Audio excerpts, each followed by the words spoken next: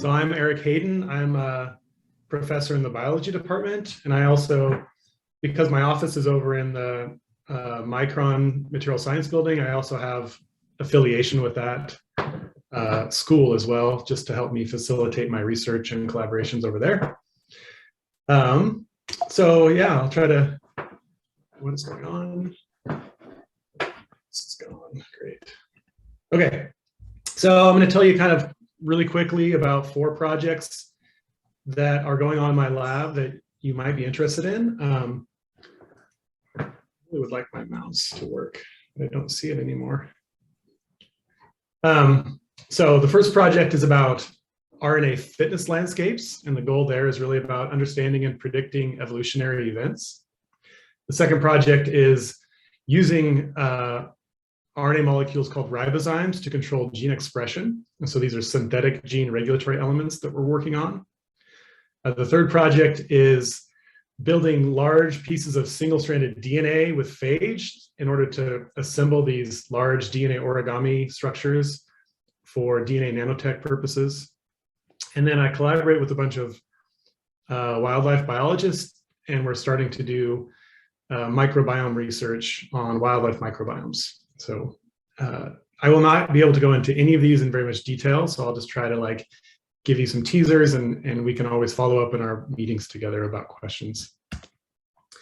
So I think one thing that drives me and my sort of excitement in biology is understanding evolution, especially evolutionary innovations. So if we look at these, organisms here, from amphibians to mammals to birds, what has changed in their genomes over time is just the accumulation of mutations. And occasionally these mutations create entirely new features and functions, right? So whether we think about tetrapod limb formation, or feathers in birds that allows flight, underlying all that is just changes to their genomes, right? Mutations and selection. And we now know that underneath those morphological things we see are changes to genes and gene functions, so changes to proteins and RNA molecules, right? And so on the right, I have a diversity of protein structures, and on the bottom is a representation of, the genetic changes that we can analyze to understand how those things come about.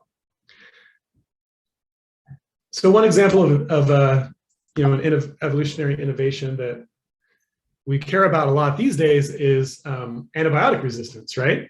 So this is an experiment not by my lab, but in the literature, where they built this huge petri dish. It's a 4 foot by 8 foot petri dish, and they put lines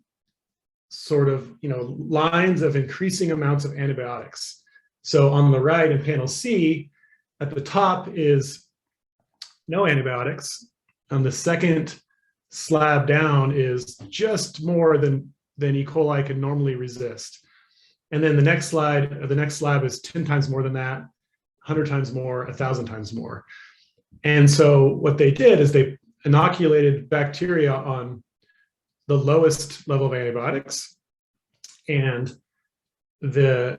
over time, what you can see is the bacteria growing in the lowest level, and there's a breakthrough event where one bacteria in the population has the genetic change necessary to break down more antibiotics, and then it fills up that space, and then it goes again and again. And so in panel B there, what you can see is that they scraped and sequenced those E. coli as they were evolving, and they found roughly 5 mutations that were needed to allow it to grow on the highest level of antibiotics.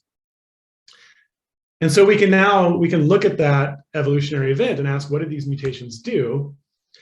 And importantly, there was about these 5 mutations, they have to come up one at a time, right? Mutations don't just pop in 5 mutations at a time. They had to appear gradually. And so what another lab did was they took, on the right, the gene that evolved called TEM1. It's a beta-lactamase that breaks down antibiotics. The gene that could break down the highest concentration of antibiotics on the far right. And then they went to the wild type and started adding in those mutations in various combinations to understand what order those mutations likely appeared in. And what they found was that these 5 mutations could appear in any order. That's 120 potential pathways for mutation to take, for evolution to take. Only about 18 were actually followed. And so this idea is like, of all the mutations possible, only very few of them are these actual trajectories that can be followed towards higher fitness. And so that's great, but it's a very, this type of research was a very small picture, and they really could only look at the mutations that survived, and they had no idea why do all the other mutations not survive. And so that's kind of what I got interested in was, well, what if we could look at all of the mutations possible, and in that context, understand the ones that survive and the ones that don't. And so that brings us to the concept of a fitness landscape. And so this idea is very old. It came in the 1930s from a guy called Sewell Wright, one of the founders of evolutionary biology. And this idea that there's a space of possible sequences, some of them are peaks of that are highly beneficial, some of them are valleys that are not going to survive. So on the right are sort of these cartoon models of a very simple landscape with only one peak on the top, or a very complex landscape with lots of peaks and valleys. And so you can imagine a rugged landscape like the one on the bottom would be very hard for evolution to find the optimal solution to. And these are all cartoons and conceptual models. And what I wanted to do was produce real experimental fitness landscapes with all the mutations that I could possibly do in an experiment and analyze them for their ability to do a function. And so for this, we turned to RNA enzymes or ribozymes as a model system. And so this ribozyme is shown as a secondary structure on the left and a 3D structure on the right. And so these are RNA molecules that can fold into a complex shape that can catalyze the chemical reaction, just like a protein enzyme. But what they also allow is that usually when these ribozymes react, they actually change the sequence by either adding a piece of RNA or taking off a piece of RNA. And we can detect that by high throughput sequencing. So now we can study both activity and sequence changes in one experiment. And kind of what that looks like is here. So we have a gel here on the left. Man, I really wish my mouse was working. I don't understand why it's not.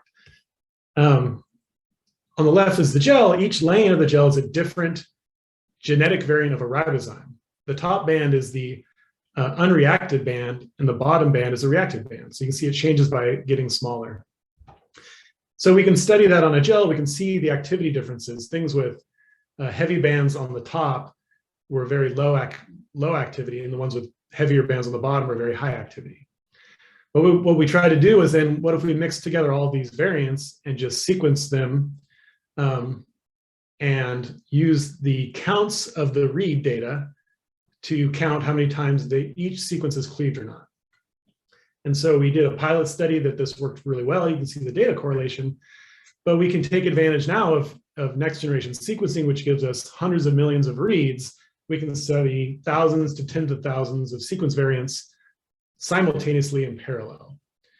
So we did that. We applied it to this system where we have 2 different ribozymes with 2 different functions. And what we wanted to know was, how could the ligase fold on the left evolve to become the HDV fold on the right? And this, what we found was a paper that showed that there was very few mutational differences needed to convert these 2 structures. And so we went into these two systems and found 2 ribozymes that were different by 7 mutations, 14 mutations. And we made all the combinations of those 14 mutations, which creates 16,384 genotypes, which instead of 120 trajectories like the beta-lactamase study, we now have 87 billion trajectories that we can study to understand evolution. But what the data look like is something like this. So we have a red reference sequence that does a self-cleaving function called the HDV ribozyme. And then we have a ligase ribozyme in blue, which attaches something to its end. So they have 2 structures, 2 different functions, and we revealed all the mutational pathways between these two functions.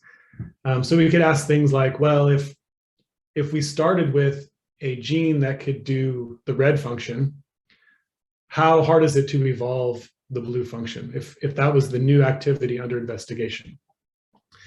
And so these create, complex networks of trajectories of mutations that we can sort of think about, but it's hard to just look at them and come up with answers of how hard would it be to evolve a new function in the system. So we've also been employing evolutionary simulations to this work, and those look like this. So now we're going to take a population of individuals in blue. There's actually 1,000 individuals represented by that big blue dot, and they're going to try to get to the peak on the right. They're going to try to evolve by mutation and selection that we program into the computer, and they're going to try to move to the peak of high fitness. And we can watch this process happen. We can do this over and over. And on the bottom, we're tracking the average population fitness over time. We can see that it sort of is really low fitness for a while until it finds a nice pathway to higher fitness, and then it jumps up to high fitness. And so we can use these computer simulations to really try to understand what these landscapes mean and their implications for evolutionary biology. In addition, we're now adding environmental shifts to this question. So we've done all these experiments so far under one environment, but we know that if the environment changes, the genes that are the best in that environment also change. And so we're now creating experiments where we shift the environment, the peaks move, and then the population has to go try to recover from that. And then we can do the experimental version of what this cartoon is showing, where the peaks are shifting and evolution is trying to recover from that process. So that's a big overview of the fitness landscape work to understand evolution. In another set of projects, we are putting these RNA structures that are self-cleaving ribozymes appended to aptamers, RNA aptamers, to create new ligand-inducible gene expression changes. So on the top left there, we have an active ribozyme that can self-cleave and then prevents expression of the gene, which is GFP in this case. And on the right, when this same RNA molecule binds a ligand, it no longer cleaves and gene expression goes up. So now we can modulate gene expression by introducing the ligand to the aptamer in this synthetic RNA molecule. And so we've made these in yeast and we've studied them in yeast, but we don't really understand how they're working in the context of complex eukaryotic gene expression, where there is transcription, splicing, polyadenylation signal processing, capping, all happening in the nucleus co-transcriptionally. And so what we're doing in collaboration with Dr. Ferguson in physics is putting these synthetic regulatory elements into reporter genes like those shown on the bottom, where we can actually see RNA in live cells. We can measure its rate of production and decay and splicing and release from the transcription site. So if you see on that cellular image on the right is a nucleus of a cell, the bright spot is where this RNA molecule is being transcribed from the chromosome. And as more RNA is made, the signal gets brighter. And as it's released from the transcription site, it gets dimmer. And so we see these bursts of transcription, which are several individual RNA molecules being made that we can track in real time and try to study the dynamics of how these synthetic regulatory elements alter those processes. Okay, and the third project is this nucleic acid memory project. So on the left, that cartoon is actually a large DNA origami structure that we designed. So this is a self-assembling DNA structure. It starts with one large piece of single-stranded DNA from a phage genome. And then it's about 300 small synthetic DNA primers designed to stitch it into this shape. What we decided to do was to encode digital information, like you see on the right, into this structure in the form of DNA strands that stick up, can accept a fluorescent probe. So we're basically making like QR codes at the nanoscale with DNA. And so this is a collaborative research project that's been going on with these people in engineering and computer science that you see at the bottom. And my job in the lab is to change the scaffold, this big piece of DNA. And so we're engineering phage genomes, producing DNA and purifying it, and making bigger structures, better structures by changing the scaffold underneath this whole thing. And then finally, we have a set of projects working with people that study wildlife systems. And what we can now do is we can get DNA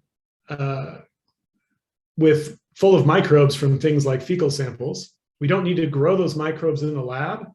We can simply extract their DNA, sequence that DNA, and then find out what microbes are present and in what abundances they're present and what genes they have in their genomes.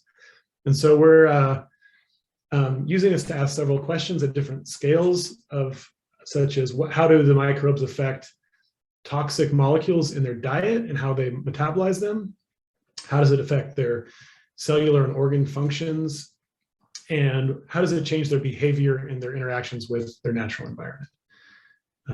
So there's several systems we're investigating right now because they all eat toxic plants.